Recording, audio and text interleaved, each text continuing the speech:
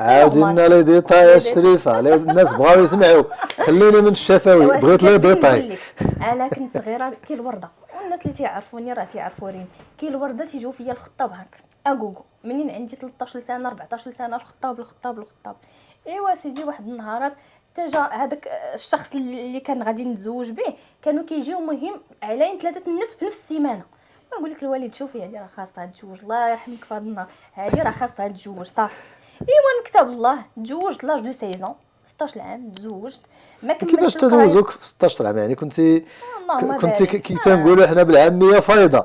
داكشي اللي كانت وازنه، مشيت دار دوز ليا القاضي، دوز ليا سميتو الموافقه، شافني بشرط واخا الوالد ديالي في القانون قال لك لا تجيو ونشوفوا واش هاد السيده. شدني القاضي ويقول لي سد الباب ويقول لي ياك ما بزو عليك، ياك ما هذيك. قلت له ودي ما بز عليا حتى واحد، بغيتي تزوجي درت ليه درت ليه. قال لي ياك ما بز عليك باباك. قلت ليه، قال لي وشوفي يا بنتي نوصيك على واحد الوصايه قسما بالله جملته باقا في ودنيا، النفاق الاجتماعي.